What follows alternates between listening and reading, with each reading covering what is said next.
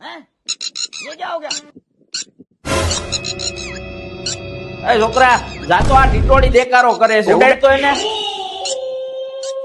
अरे बाप रे!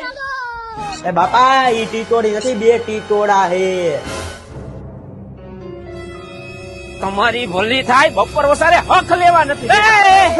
નિરીક્ષણ કરવા આવ્યા હતા, માંડવીનું નિરીક્ષણ કરવા આવ્યા હતા. આ તો મુંડા અને કાળી ફૂગ નડી ગઈ, બાકી ઉતાર આવત ખાંડ્યું મોઢે. હે ટીટા, બોલ ટોટા.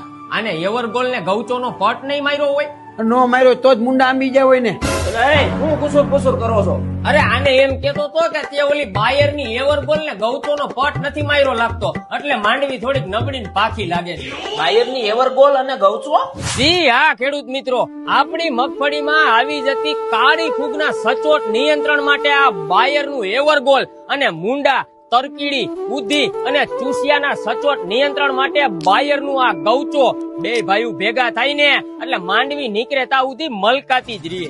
આ વખતે માંડવી વાવ ને તો આનો પટ મારવાનું ભૂલાય નહીં. હવે થોડી ભૂલ કરું ભલા માણા. ખેડૂત મિત્રો, 200 ml પાણીમાં 20 ml એવરગોલ અને 40 ml ગૌચોને મિક્સ કરી અને દાણામાં પટ મારી દેવાનો ને પછી દાણા વાવી દેવાના, એટલે પાયામાંથી આપણી મગફળીનું રક્ષા કવચ થઈ ગયું. આ માંડવી કઈ કાઢી લેવાનું નથી. પણ કલીને હું ખાશો?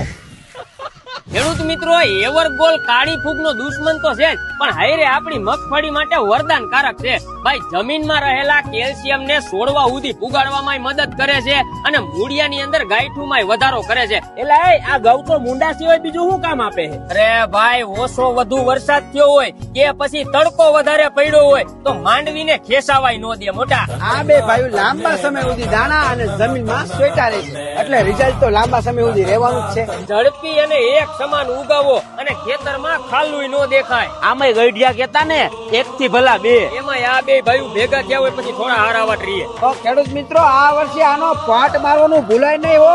નજીકના એગ્રોમાં અત્યારે જ તપાસ કરો. વધુ માહિતી માટે ડિસ્પ્લે ઉપર નંબર આપેલા જ છે. જય જવાન, જય કિસાન.